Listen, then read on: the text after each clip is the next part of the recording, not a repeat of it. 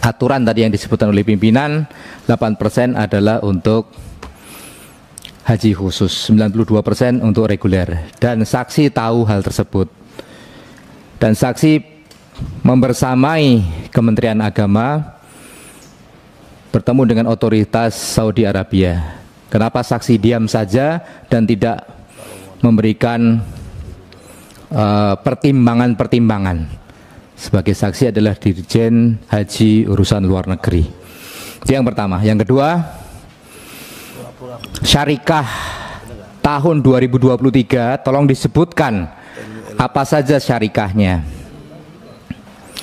Terus di 2024 siapa saja syarikahnya. Terima kasih Ketua. Terima kasih pimpinan. Langsung dijawab. Udah. Ya. Oh ya, silakan Pak Subhan untuk dijawab.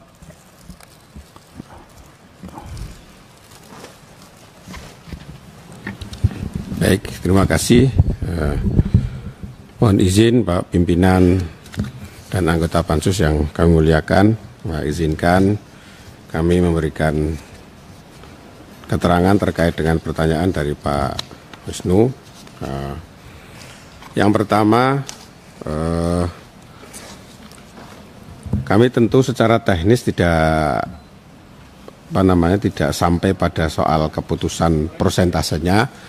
Tetapi di dalam proses penyiapannya kami menyampaikan kondisi realita yang ada khususnya di Masyair Al-Muqaddasah, dan lebih khusus lagi adalah tentang kapasitas tenda di Mina, bahwa luasan Mina yang diperuntukkan bagi jamaah haji Indonesia itu luasnya 172.000 meter persegi. Ulangi Pak, 172.000 meter persegi. Itu di dalamnya sudah termasuk ada layanannya, ada kantor-kantornya, ada lorong-lorongnya, dan seterusnya dan seterusnya. 17,2 hektar ya. Ya. Nah itu kalau ditempati jamaah haji dengan kuota normal 221.000, lalu kemudian kuota reguler itu 92%, 203.320, itu setiap jamaah hanya akan mendapatkan 0,8 meter persegi atau 80 cm. Nah, ketika sebelum tahun 2022 Arab Saudi belum mewajibkan penggunaan kasur, space di tenda di Mina itu relatif tidak terlalu menjadi problem. Tapi ketika kemudian 2022 diwajibkan menggunakan kasur, 0,80 itu lebih sempit dari kasur yang disediakan. Maka kemudian terdapat cukup banyak kasur yang tidak bisa digelar di dalam tenda. Nah, ini yang terjadi di tahun 2023. 2022 karena jamaahnya hanya 48%, maka itu juga relatif tidak ada kendala di dalam luasan space di Mina. Nah, tentu di 2023 kemudian mendapatkan tambahan kuota 8%, itu luar biasa padatnya di Mina, dan ini tentu juga sudah menjadi pengetahuan umum kita bersama. Nah, pertimbangan-pertimbangan itulah yang setiap kali dalam pertemuan, baik pertemuan panja maupun juga pertemuan dengan para jamaah sekalian, kita sampaikan kondisi realita di Mina itu begitu padatnya. Jadi kita juga tidak bisa memperluas itu, karena ketika Arab Saudi menambah area Mina itu di Mina Jadid, itu sampai tahun 2023 kemarin itu masih menyisakan persoalan. Nah, kemudian di 2024 atas kesepakatan bersama bahwa tahun 2024 itu kita akan meninggalkan Mina Jadid, maka kemudian kita berusaha agar tempat di Mina Jadid itu mendapat ganti di Muaisim. Nah, itulah kira-kira space realita yang ada di Mina. Kepadatan dan keterbatasan lokasi di Mina itulah yang kami sampaikan di dalam berbagai pertimbangan. Lalu kemudian syarikah 2023. 2023 itu tahun pertama Arab Saudi menerapkan pengelola atau pelayan di Masyair Al-Muqaddasah itu dengan syarikah itu. Tahun 2022 masih menggunakan skema muassasah. Nah, lalu kemudian ketika 2023 itu syarikah metamorfosis dari muassasah Asia Tenggara itulah yang kemudian digunakan. Nah, lalu kemudian di 2024 Arab Saudi sudah membuka dan menerbitkan berbagai izin untuk pembukaan syarikah baru. Nah, lalu kemudian di 2024 itu dibuatlah atau terbitlah pedoman terkait dengan pemilihan syarikah di Masyair Al-Muqaddasah.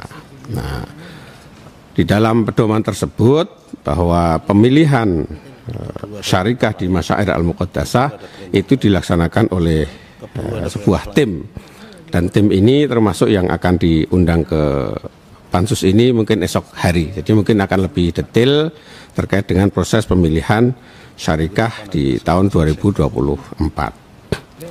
Itu kira-kira Pak Wisnu. Izin pimpinan mau dibahas atau pertanyaan dulu yang lain? Tadi Bapak baru 2 menit, kalau dirasa masih perlu silahkan. Iya, terima kasih pimpinan. Jadi belum menjawab terkait pembagian kuota, baru membahas tentang luasan yang ada di Mina. Jadi saksi sebagai direktur paham terkait undang-undang yang berlaku di negara kita. Nah, memang kalau terus kemudian diberikan ke haji khusus tidak ada di Mina. Terus mau di mana mereka haji khusus ini? Jadi saya ingin jawaban konkret, tolong jangan muter-muter. Kenapa, pertimbangan apa kok bisa diberikan 50-50? Kita udah dapat jawaban, bukan dari otoritas Saudi Arabia, tapi dari Kementerian Agama. Dan itu pasti ada pertimbangan-pertimbangan dari Anda sebagai saksi. Tolong dijawab, gak usah muter-muter luasan Mina dan lain sebagainya. Yang kedua juga belum kejawab, apa nama syarikahnya di 2023. Jadi nggak usah kita bicara sejarah 2022. 2023 syarikah tersebut saya tahu bermasalah di Musdalifah. Dan kenapa dipakai lagi di 2024 ini, saksi? Kenapa dipakai lagi? Pertimbangan apa? Siapa yang nunjuk? Terima kasih. Silakan Pak, langsung Pak. Baik, terima kasih Pak Wisnu. Terkait dengan pembagian kuota tadi, kami tentu sebatas memberikan pertimbangan-pertimbangan realita yang ada. Apabila jumlah jamaah terus bertambah, sedangkan space dan luasan Mina itu tidak bertambah, tentu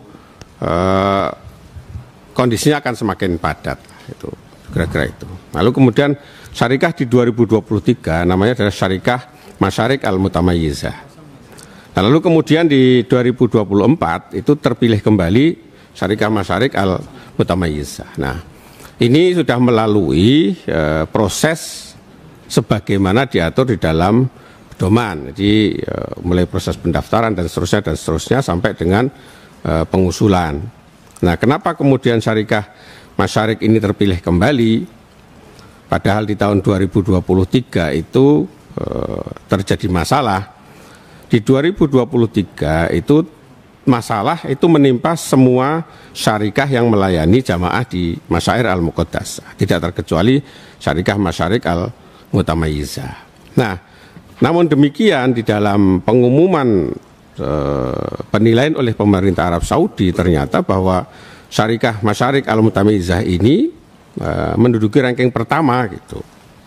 Nah, lalu kemudian yang kedua, mereka syarikah ini memiliki pengalaman yang sangat panjang melayani jamaah dari Asia Tenggara, dan mereka sudah paham betul terkait dengan karakteristik jamaah yang akan dilayani. Nah, tentu kemudian dalam berbagai pertimbangan syarikah yang lain yang pengalamannya melayani jamaah dari benua yang lain, mereka belum bisa menyajikan kira-kira apa yang akan mereka berikan terhadap jamaah kita. Nah, yang bisa meyakinkan tim itu adalah syarikah Masyarik Al-Mutamayyizah ini, Pak. Ya, berarti penunjukan langsung ya, saksi ya? Penunjukan langsung ya? Enggak, pemilihan langsung. Pemilihan, jadi di 2024 tidak pakai open tender, tidak pakai dibuka pengumuman dan ada 6 syarikah yang mendaftar. Lalu kemudian diverifikasi dokumennya, lalu kemudian mereka menyampaikan pemaparannya, lalu kemudian tim memberikan penilaian. Nah, lalu kemudian tim mengusulkan terhadap calon penyedia yang memenuhi syarat.